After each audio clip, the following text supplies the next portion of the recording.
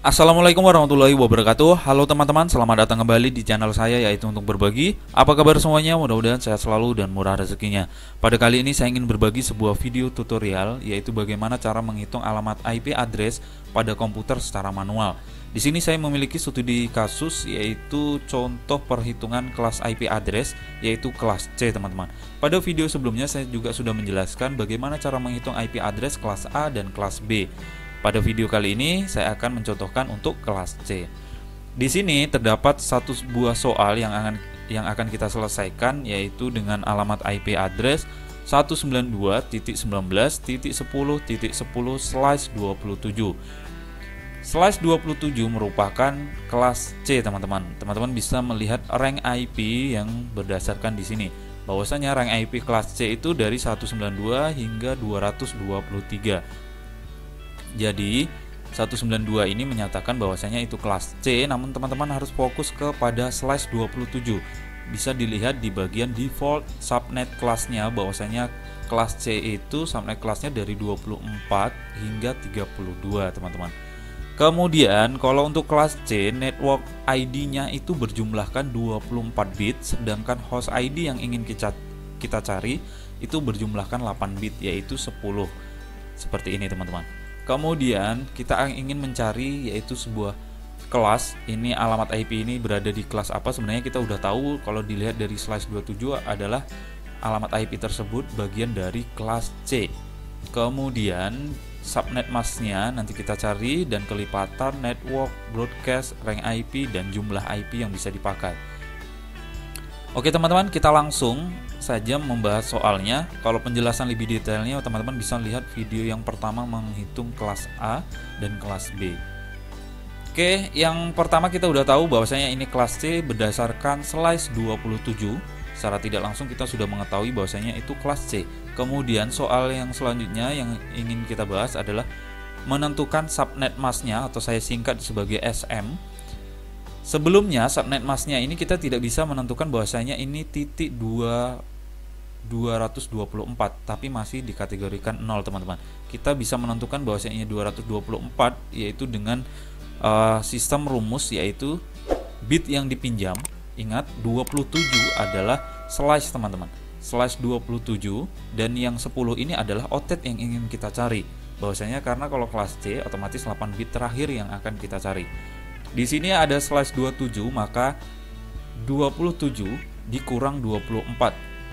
Dapat dari mana 24? 24 adalah merupakan minimal dari kelas C hingga maksimalnya 32, sedangkan 27 ini bagian rank dari 24 hingga 32.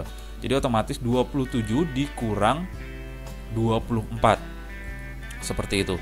Kemudian hasilnya maka didapatkan 3, 27 dikurang 24 maka 3.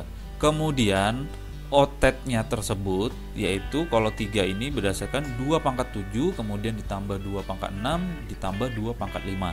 Kemudian hasil masing-masing ini terdapatlah 128 ditambah 64 ditambah 32 berdasarkan pangkat ini, teman-teman. Oke, lebih jelasnya nanti teman-teman bisa lihat di video perhitungan kelas A dan kelas B. Saya di situ jelaskan secara detail. Kemudian didapatlah hasil perjumlahan keseluruhan dari otet tersebut, yaitu 224. Maka dapatlah subnet masknya 255.255.255.224, teman-teman.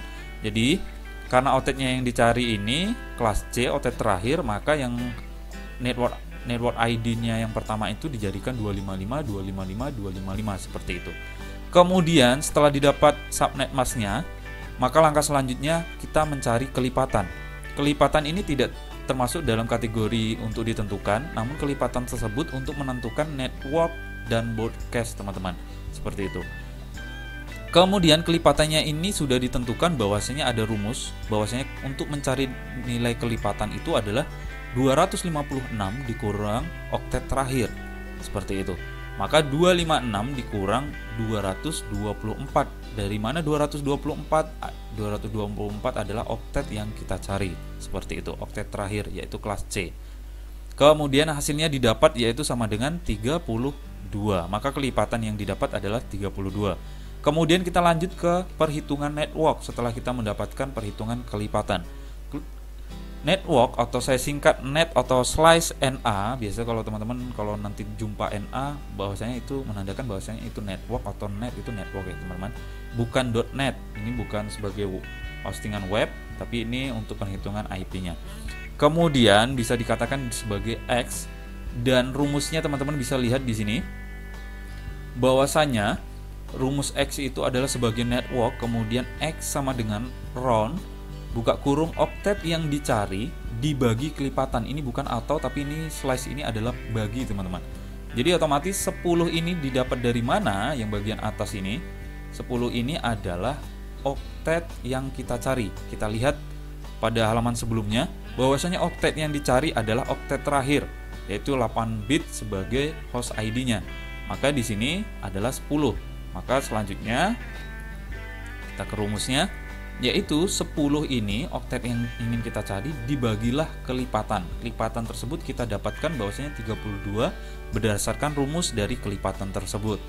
Kemudian didapatlah hasil dari bagian round ini, yaitu berkisaran 0,3125. Kemudian teman-teman perhatikan di sini saya ada menampilkan sebuah note. Jika hasilnya berkoma, maka 0 belakang koma tersebut harus dihapus. Jadi ini otomatis ini teman-teman hapus, sisakan nolnya. Kemudian maka dicontohkan 0,3125 maka menjadi 0 seperti itu. Kemudian 0 kali 325 teman-teman perhatikan bahwasanya Rn ini saya singkat sebagai round sama dengan rumusnya kelipatan dikali X. Seperti itu. X ini dari mana? Hasil dari round tersebut seperti itu. Maka 0 ini adalah sebagai X tersebut dari round ini, hasil round, kemudian dikali 32. 32 ini adalah kelipatan tersebut, yaitu terdapat dari sini teman-teman. Oke. Maka hasilnya didapat yaitu 0. Bilangan apapun yang dikalikan 0 maka hasilnya akan 0.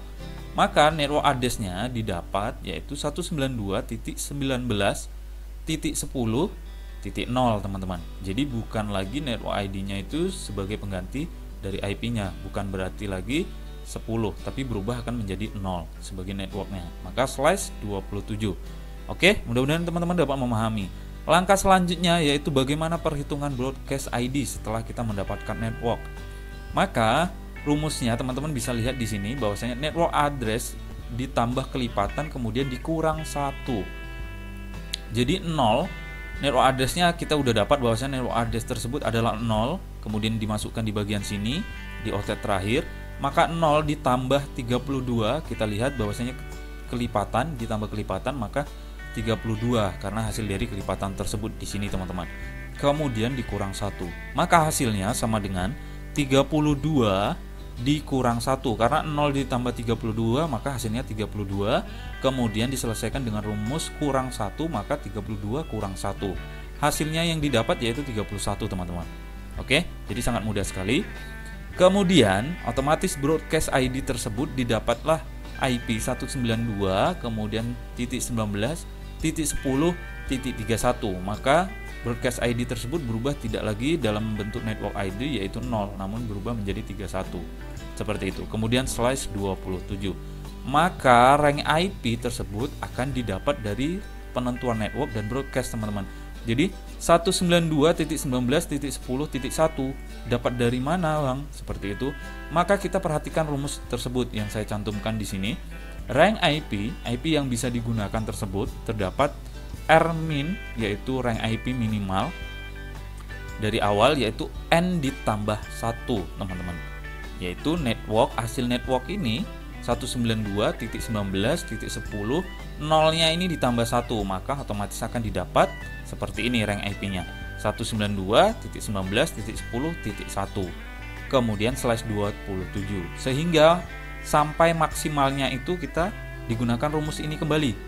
R max atau rank IP maksimalnya atau yang rank IP terakhir, B kurang 1 teman-teman. Jadi broadcast dikurang 1. Yang tadi network ditambah 1. Kemudian kalau untuk min ya, kalau untuk max yaitu B dikurang 1. Maka broadcast yang tadi awal kita dapat yang ini teman-teman, maka dikurangi 1 bagian oktet yang terakhir. Jadi teman-teman jangan bingung, jangan perhatikan yang bagian networknya, namun perhatikan di bagian host ID yang kita cari. berdasarkan oktet dari masing-masing kelas tersebut. Jadi oktet yang kita carikan oktet terakhir. Jadi di sini 31 192.19.10.30. Dapat dari mana 30 tersebut? Yaitu dari 31 dikurang yang ini dikurang 1, otomatis menghasilkan 30. Jadi rank IP yang terakhirnya maksimalnya didapatlah 192.19.10.30/27. Jadi sangat mudah sekali ya teman-teman. Kemudian langkah selanjutnya, sebenarnya perhitungan IP ini teman-teman, untuk kelas A, kelas B, dan kelas C hanya dibedakan berdasarkan oktet yang ingin kita cari. Yang dimaksud oktet yang dicari itu adalah yang ini teman-teman. Kalau kelas C, oktet yang dicari adalah oktet terakhir. Kalau kelas B, oktet yang dicari akan seperti ini. Kalau kelas A, yaitu oktet yang dicari adalah yang ini, seperti itu. Jadi teman-teman jangan bingung, kemudian perhatikan slice-nya untuk mempermudahkan teman-teman menentukan kelasnya. Kemudian untuk perhitungan IP itu, yaitu yang paling beda itu bagian terakhir, IP yang bisa digunakan. Kalau di kelas A rumusnya seperti ini, yaitu kelipatan dikali 256 dikali 256, kemudian hasil tersebut dikurang 2, yang ini. Kemudian kalau untuk kelas B, yaitu kelipatan dikali 256 mendapatkan hasil kemudian dikurang 2. Sedangkan sekarang contoh soal kita yaitu menyelesaikan kelas IP kelas C. Maka yang rumus yang digunakan untuk jumlah IP JIP ini saya singkat itu adalah jumlah IP ya teman-teman, IP address. Jadi untuk kelas C maka rumusnya yang ingin kita cari bukan dari rumus yang di atas lagi, namun berbeda. Otomatis rumus yang kita pakai untuk kelas C. Maka IP yang bisa digunakan sama dengan 32 dikurang 2 teman-teman. Lihat rumusnya bahwasanya kelipatan dikurang 2. Kita lihat pada slide sebelumnya, kelipatan tersebut didapat 32. Maka akan dicari 32 dikurang 2. Hasilnya adalah 30. Maka IP yang bisa digunakan berkisaran jumlah 30 alamat IP teman-teman. Jadi nanti bisa digunakan untuk jumlah komputer kurang lebih sekitar 30 komputer seperti itu. Oke, mudah-mudahan teman-teman dapat memahami. Kalau misalnya teman-teman tidak paham juga, bisa menonton video yang pertama, yaitu kelas A. Saya lebih detail menjelaskan dari awal pembahasan network ID dan host ID, kemudian bilangan biner dan desimal sebagainya, kemudian pembagian kelas. Ini karena kelas C saya tidak menjelaskan secara detail dari awal, kita langsung menyelesaikan soal. Jadi untuk menghemat waktu dan teman-teman bagi yang udah paham yang untuk kelas A dan kelas B, maka otomatis pada video ini teman-teman akan sangat mudah sekali untuk memahami. Ini udah cara yang paling singkat. Oke teman-teman, jika ada pertanyaan dan saran untuk membangun channel untuk berbagi, silahkan tinggalkan komen di bawah. Jangan lupa tekan tombol subscribe dan loncengnya agar tidak ketinggalan video terbaru. Jika videonya bermanfaat, silahkan di-share di media sosial teman-teman. Terima kasih teman-teman untuk berbagi. Salam sukses. Assalamualaikum warahmatullahi wabarakatuh.